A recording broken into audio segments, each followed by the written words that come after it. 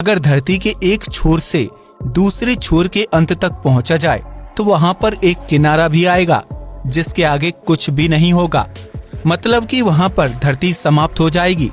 आज भी ऐसे कई सारे लोग हैं जो कि ऐसा सोचते हैं, पर जैसे जैसे समय आगे बढ़ा कुछ एक्सपीरियंस ने इंसानों को यह सोचने पर मजबूर कर दिया कि क्या धरती सच में फ्लैट है। जब जहाजों के जरिए वे समुद्री यात्राएं किया करते थे तब उन्होंने देखा कि जैसे जैसे जहाज समुद्र के आगे चला जाता है वैसे वैसे ही वह दिखना बंद हो जाता है। उन्होंने यह भी देखा कि जब कोई जहाज बेहद दूर से आ रहा होता है तो सबसे पहले उसकी चोटी दिखाई पड़ती थी और उसके बाद नीचे का हिस्सा।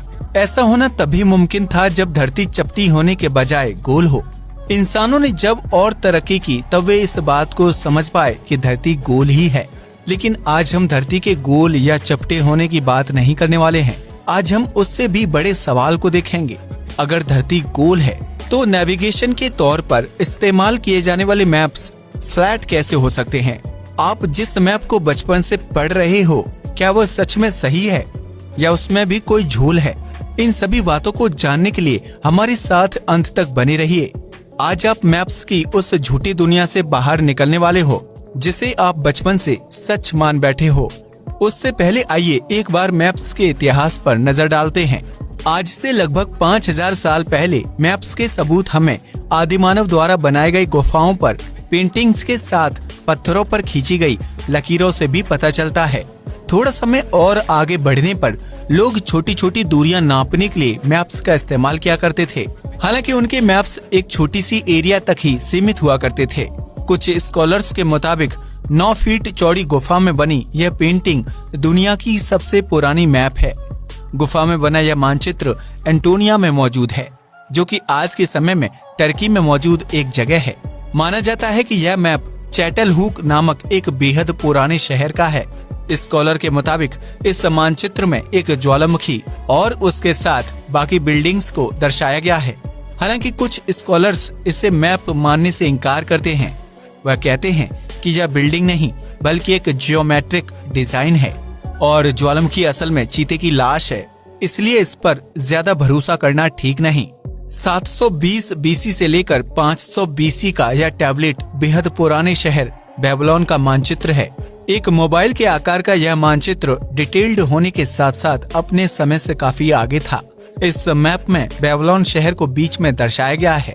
बेबीलोन के निवासी जानते थे कि उनके अलावा और भी सभ्यता मौजूद हैं। हालांकि किसी अन्य सभ्यता के मैप में बेबीलोन या फिर किसी और सभ्यता के बारे में कोई प्रमाण नहीं दिखता। पुराने समय में मैप्स का इस्तेमाल नेविगेशन से ज्यादा कहानियां बनाने और बताने के लिए किया जाता था। साथ ही मैप्स स्पिरिचुअल और रिलीजियस हुआ करते थे। कुछ सालों बाद बेबीलोन के ही निवासी इमागो मुंडी ने पहली बार वर्ल्ड मैप बनाने का प्रयास किया। अपने वर्ल्ड मैप में उन्होंने दुनिया के 7 कॉन्टिनेंट और समुद्रों को दर्शाया था। इसमें समुद्रों को इस तरह से दिखाया गया था कि मानो वह कॉन्टिनेंट से पूरी तरह से अलग हों। आज के हिसाब से देखें तो उनका वर्ल्ड मैप बेहद ही खराब था और उसमें बहुत सारी कमियां थीं। साथ ही उसमें भारत को भी नहीं दर्शाया गया था। ग्रीक के महान फिलोसोफर एनेक्समेंडर ने भी वर्ल्ड मैप बनाने का प्रयास किया। उनके द्वारा बनाया गया मैप कुछ ऐसा था। इसमें कॉन्टिनेंट्स और ओशन दर्शाए गए थे। मैप को देखकर आपको ज्यादा कुछ समझ नहीं आएगा क्योंकि यह मैप भी पिछले वाले की तरह ही बेकार था। हालांकि उस समय के लिए ये एक बहुत बड़ी उपलब्धि थी और लोगों ने इस मैप की जमकर तारीफ की। एक सही प्रकार का वर्ल्ड मैप बनाने का श्रेय इन्हें दिया जाता है। लगभग 600 बीसी के करीब ही एकाताइओस द्वारा बनाया गया वर्ल्ड मैप सामने आया। उनके इस मैप में भारत को भी देखा जा सकता था। इसके करीब 1 सदी बाद एरोटोस्थनीज ने भी एक मानचित्र तैयार किया था। इसमें भारत चतुर्भुज जैसा दिखाई देता है। इसके बाद 2 AD में महान फिलोसोफर और मैथमेटिशियन टॉलमी ने दुनिया का नक्शा तैयार किया था। टॉलमी द्वारा बनाया गया यह मानचित्र बाकी अन्य मानचित्रों के मुकाबले काफी ज्यादा अच्छा था। आप इसमें दुनिया के अलग अलग देशों और कॉन्टिनेंट को देख सकते हैं। पुराने समय में बनाए गए सारे धरती के नक्शे बेहद ही खराब थे। इसका सबसे बड़ा कारण यह था कि लोग उस समय धरती को चपटा मानते थे और धरती के सही आकार के साथ साथ और भी कई चीजों का ज्ञान उन्हें नहीं था। धरती का मैप बनाने में सबसे बड़ी दिक्कत यह थी कि धरती गोल है। और मैप एक 2D फिगर होता है। तो एक गोलाकार पिंड के नक्शे को एक पेपर में छाप पाना, वह भी उसमें मौजूद सारी जानकारी को बिना इधर उधर किए, नामुमकिन था। आप चाहें तो खुद इसे एक बार ट्राई करके देख सकते हैं। आप देखेंगे कि गोल पेपर पर छपी जानकारी को खराब किए बिना प्लेन पेपर में उसी जानकारी को एक्यूरेट दिखा पाना संभव ही नहीं है। 30 अप्रैल 1777 को जन्मे कार्ल फ्रेडरिक गॉस, जो कि एक मैथमेटिशियन थे, उन्होंने दुनिया को मैथमेटिकली साबित करके दिखा दिया कि गोल शेप में छपी जानकारी को प्लेन कागज पर ठीक उसी प्रकार दिखाना नामुमकिन है। मध्यकालीन इतिहास में कई मैथमेटिशियंस धरती के गोल नक्शे को एक प्लेन कागज पर छापने की कोशिश में लगे थे। वह किसी ऐसे फॉर्मूला या कहें कि किसी ऐसे तरीके की तलाश कर रहे थे जिससे ऐसा किया जाए। उस समय के कई मैथमेटिशियन और वैज्ञानिक इस काम में लगे हुए थे, पर कोई भी फॉर्मूला काम नहीं कर रहा था। सभी प्रयासों में किसी न किसी तरह की कमी या कहें दिक्कत आ ही जाती थी। आखिरकार एक ऐसे तरीके को ढूंढ ही लिया गया जिससे इस समस्या को सुलझाया जाए। इसे प्रोजेक्शन मेथड कहा जाता है। मैप प्रोजेक्शन ही वह तरीका था जिससे धरती के ग्लोब वाले मैप को प्लेन पेपर पर छाप दिया जाए। मैप प्रोजेक्शन मेथड में सिलेंड्रिकल पेपर को ग्लोब के चारों ओर रखा गया और ग्लोब पर छपे सारे के सारे इंफॉर्मेशन को उस पेपर पर प्रोजेक्ट किया गया। ग्लोब के इस प्रोजेक्टेड इंफॉर्मेशन को उस पेपर पर छापा गया और उसके बाद पेपर पर जो छपा हुआ निकला वही हमारी धरती का 2D मैप था। यहाँ पर ध्यान देने वाली बात ये है कि शुरुआत में केवल सिलेंड्रिकल पेपर पर प्रोजेक्शन नहीं प्रोजेक्ट किए गए थे, बल्कि उसके अलावा और भी तरह तरह के शेप्स पर प्रोजेक्शन प्रोजेक्ट किए गए थे, जैसे कि एक फ्लैट गोल पेपर पर, एक कोन पर, कई सारे ट्रायंगल्स को मिलाकर एक बने हुए पेपर पर।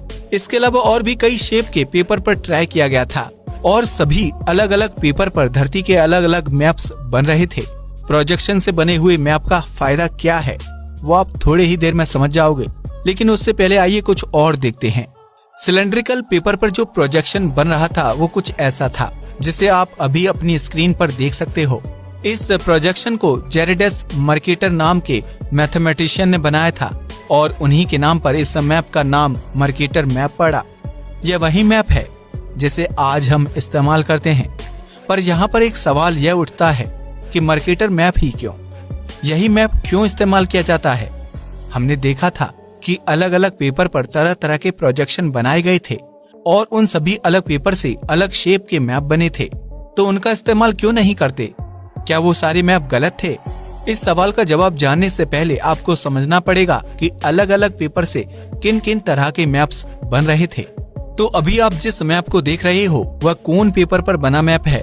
इस पेपर पर जो मैप बना है उसे देखकर शायद आपको लग रहा होगा कि यह पूरी तरीके से गलत है, लेकिन मैं आपको बता दूं कि जिस मर्केटर मैप को आप देखते हो वह भी बिल्कुल इसी प्रकार गलत है।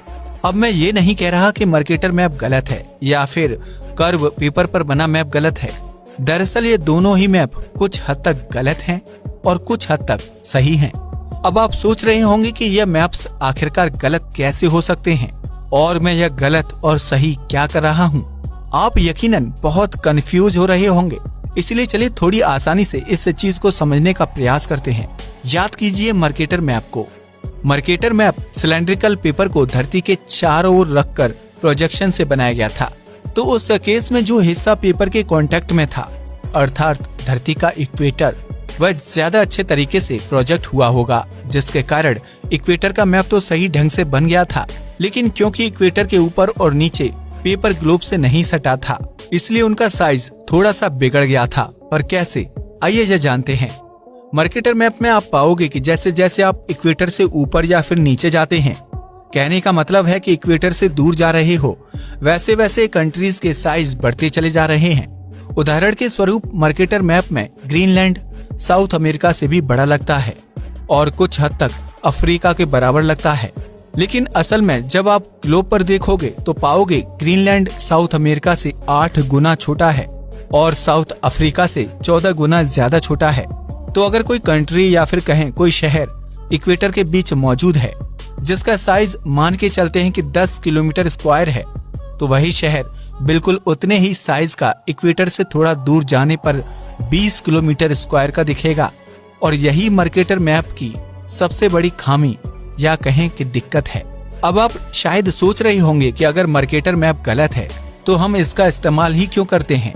आपके मन में यह भी सवाल उठ सकता है कि अगर इक्वेटर के ऊपर और नीचे सभी कंट्रीज का साइज बढ़ जाता है तो क्यों ना हम मार्केटर मैप में थोड़ा चेंजेस करके इक्वेटर के ऊपर और नीचे के सारी कंट्रीज के साइज को थोड़ा थोड़ा छोटा कर दें, ऐसे तो सब कुछ ठीक हो जाएगा।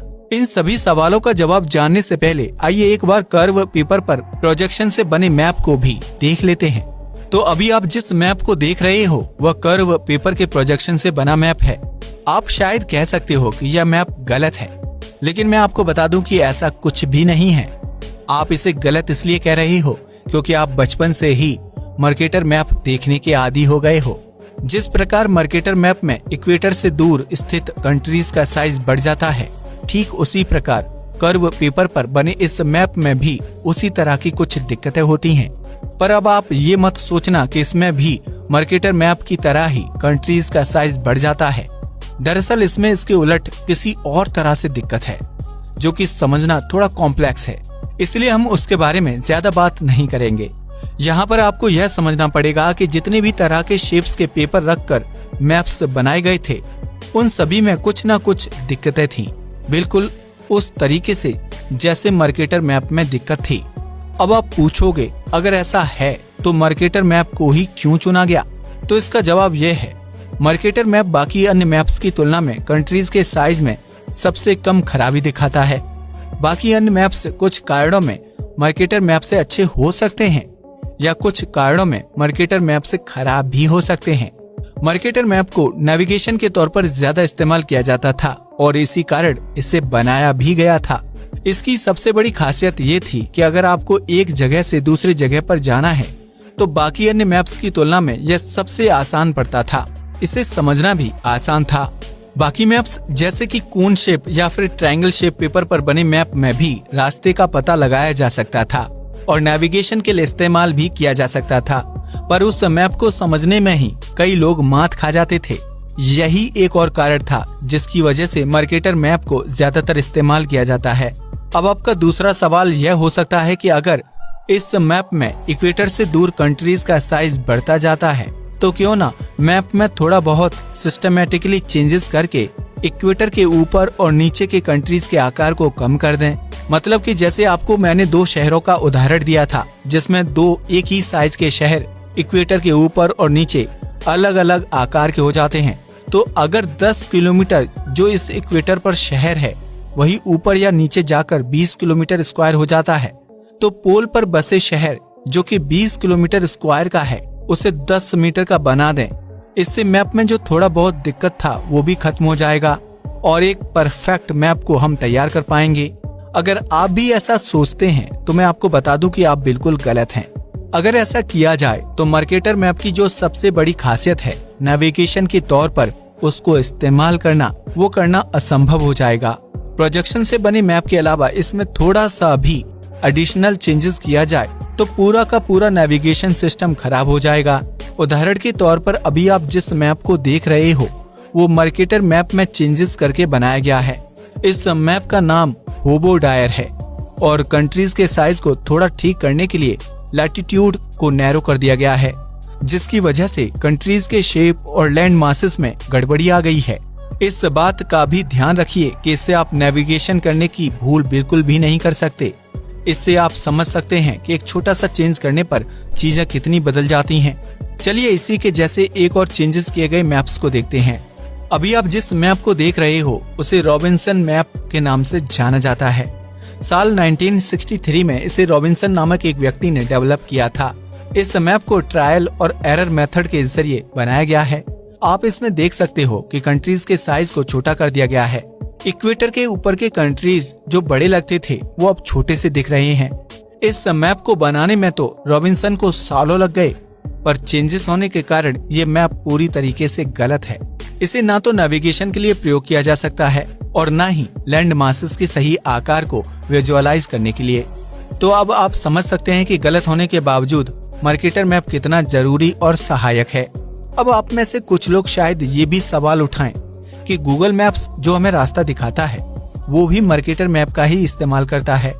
और मार्केटर मैप, जैसा कि मैं आपको पहले बता चुका हूँ, सही साइज और दूरी को भी पूरे तरीके से परफेक्ट नहीं दिखाता, खासकर इक्वेटर से दूर मौजूद जगहों पर हम गूगल मैप्स में जो रास्ता देखते हैं वो तो बिल्कुल एक्यूरेट होता है और हर जगह उसका इस्तेमाल भी किया जाता है। तो ऐसा कैसे हो सकता है? अगर आप ऐसा सोचते हैं तो मैं आपको बता दूं कि गूगल मैप्स भी धरती के पोल्स पर उतना एक्यूरेट रास्ता नहीं दिखाता है। थोड़ा बहुत टेक्नोलॉजी की मदद से गूगल मैप्स में सुधार किया जाता है, पर फिर भी पोल्स पर ये उतना परफेक्ट काम नहीं करता। वैसे एक चीज तो कंफर्म हो गया है कि मैप्स ज्यादा अच्छे नहीं हैं। इससे ज्यादा उपयोगी आज के समय में ग्लोब हैं और हर जगह कोशिश की जानी चाहिए कि मैप्स की जगह ग्लोब का इस्तेमाल किया जाए, ताकि कंट्रीज के शेप और साइज को आसानी से विजुअलाइज किया जा सके। मैप के कारण हम कंट्रीज के असल साइज को विजुअलाइज नहीं कर पाते हैं। ग्लोब हमें सही शेप, सही आकार और साथ ही सही दूरी दिखाता है, तो मैप्स के मुकाबले ये काफी ज्यादा अच्छा है। तो आज हमने इतिहास में बने अलग अलग मैप्स को देखा, साथ ही कैसे मैप्स में धीरे धीरे सुधार हुआ।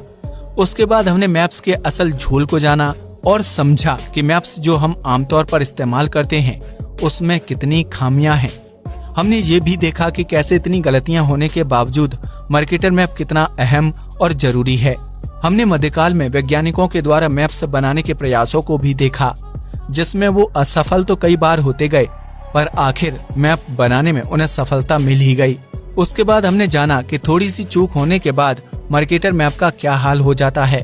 फिर गूगल मैप्स कैसे मार्केटर मैप का इस्तेमाल करता है वह भी हमने देखा। आखिर में हमने देखा कि कैसे ग्लोब मैप्स से बेहतर है। उम्मीद करता हूँ कि आज आप इन सभी चीजों के बारे में ठीक तरीके से समझ चुके होंगे। वीडियो पसंद आया हो तो इसे लाइक और शेयर कीजिएगा। नमस्कार दोस्तों।